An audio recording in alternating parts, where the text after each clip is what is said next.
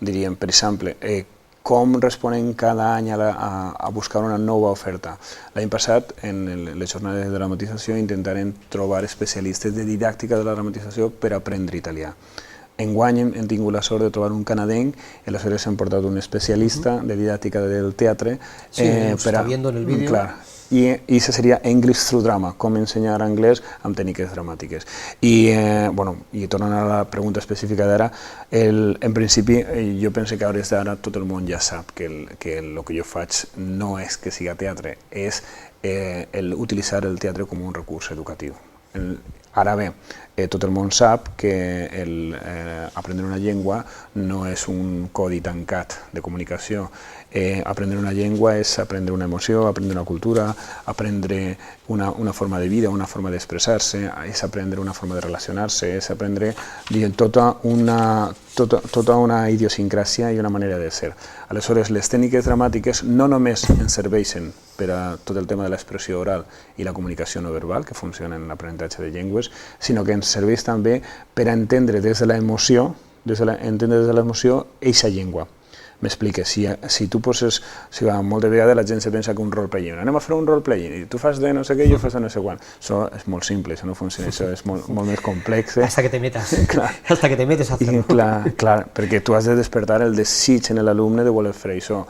Com se fa aquest desig? En tècniques d'improvisació, en tècniques d'estimulació.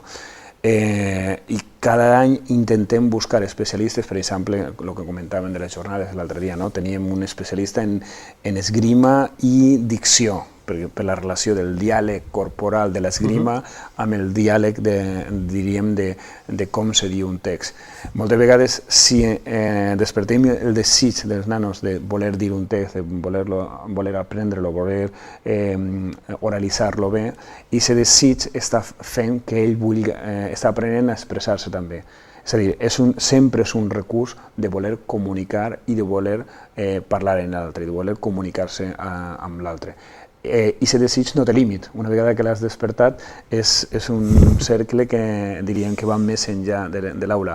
Però clar, trobar la imaginació per a despertar aquest desig costa molt. Per això tirem mà dels creadors, dels artistes, dels actors, dels narradors orals, dels grans comunicadors, i procurem sempre invitar a gent que ens obri finestres per com estimular, com motivar als nostres joves. Entonces tú está claro que a mí me gustaría que nos hablases entonces sobre la figura del profesor artista, ¿no? Sí. Es decir, todos pensamos, yo soy de la idea de que en el fondo los profesores muchas veces tenemos que ser casi los cuentacuentos, tenemos que ser verdaderos artistas dentro no de la farándula de la educación, pero sí dentro de ese teatro que es la clase, ¿no? En pocas palabras. Háblanos un poquito entonces, con tu experiencia, de esa figura del profesor artista. Clar, la figura del profesor artista, si vols, en principi és un motivador, és un mediador. O sigui, és un mediador entre l'art i l'aprenent. I per a que això funcioni, si vols, anem a fer una introducció per a que tot el món entenga. Els nostres joves, o nosaltres mateixa, vivim en una cosa que es diu la cultura de l'espectacle. La cultura de l'espectacle, estem en una televisió i tot el món sap el que és. És la rapidesa, el plaer, l'emoció i el que són els perceptes a partir de l'emoció. Tots vivim en aquest món ràpid del plaer, etc. I el teatre, l'educació, l'educació són un món de codis, és una cosa molt elaborada. I clar, són dos mons completament diferents. Front al plaer està l'esforç. Entendre teatre o aprendre una llengua cal fer molt d'esforç. Front a l'emoció està la raó. Fer una bona obra de teatre, analitzar-la, has de racionalitzar. Front a la rapidesa està el procés, està el treball d'anàlisi. I front a l'emoció, al percepte, estaria el concepte. Els professors o en el teatre treballem en conceptes. Aleshores, com unir aquests dos mons? Això és el que fa el professor artista o com a mediador. Què és el que fa? Inventar-se ponts agafadors entre aquests dos mons.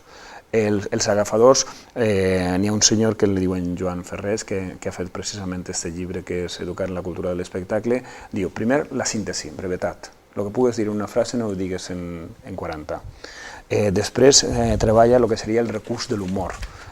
Aprendre a utilitzar el recurs de l'humor en classe de llengües jo tinc un dels cursos, com tu saps, que és els calendaris poètics, on treballem dels jocs de llengua al text poètic, com aprendre poesia a partir dels acudits, dels jocs de paraules, de lo que es diu jocs ludolingüístics, que és el que li agrada als joves fer, sempre jugant la llengua. Com te dic, està la brevetat, està el recurs de l'humor, que és molt important, però després està l'ús de la sorpresa o l'utilització de les metàfores. Les metàfores són com les imatges, que valen més que 1000 paraules. Però, clar, com ensenyar-li al professorat a utilitzar aquestes metàfores educatives? Per posar-te una, tenia per si una escrita que tal vegada ens pot servir, no? No sé si se'n recordeu aquella que diu un aforisme, un altre. Ho va escoltar i ho va oblidar, ho va veure i ho va creure, ho va fer i aleshores ho va comprendre. Això seria, diríem, seria un aforisme també, però funcionaria com a metàfora. Si jo te dic això funciona molt més que tot un discurs sobre la didàctica. Els anglesos diuen learning by doing, aprendre fent. O sigui, quan tu ho fas realment és quan ho comprens. O sigui, resumint, seria la brevetat, seria el recurs de l'humor, la sorpresa, la utilització de metàfores, i després seria els professors som narradors. El que es diu, els americans diuen storytelling. Storytelling que consisteix en que quan tu arribes a classe estàs construint una narració, però has de saber construir-la i seduir els teus alumnes cap a l'aprenentatge.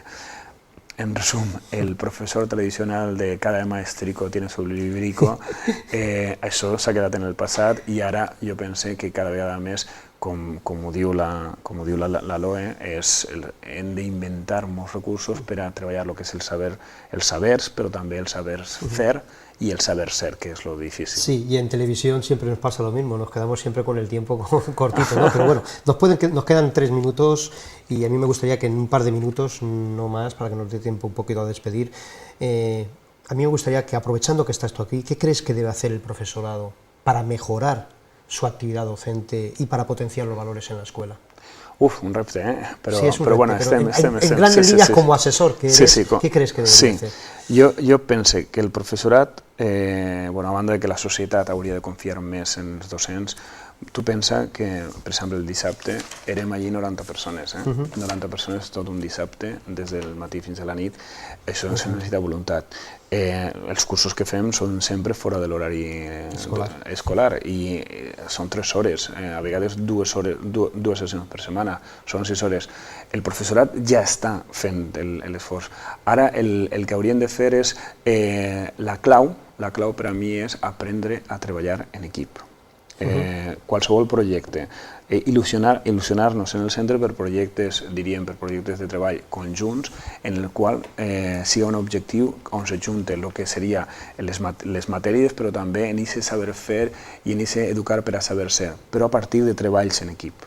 Aprendre a que tu, quan arribes al centre, tu no estàs sol, sinó que aquest projecte que tu desenvolupes en el teu nano, en els teus alumnes, si tot l'equip de professors estan treballant cap a això, els alumnes això ho senten.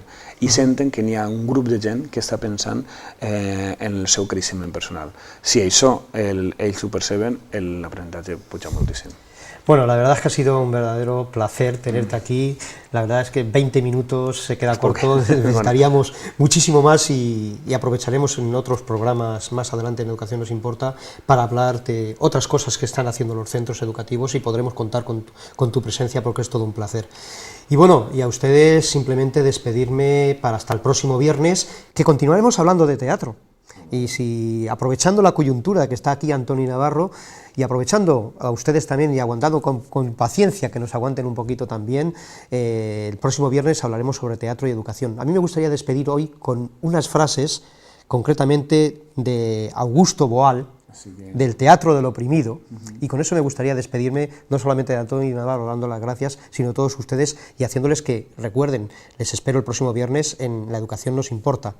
Va aquí la frase: todo ser humano es teatro, aunque no todos hacen teatro. El ser humano puede verse en el acto de ver, de obrar, de sentir, de pensar. Puede sentirse sintiendo, verse viendo y puede pensarse pensando. Ser humano es ser teatro. Gracias, Antoni, y gracias a todos ustedes, y les espero el próximo viernes aquí en La Educación Os Importa.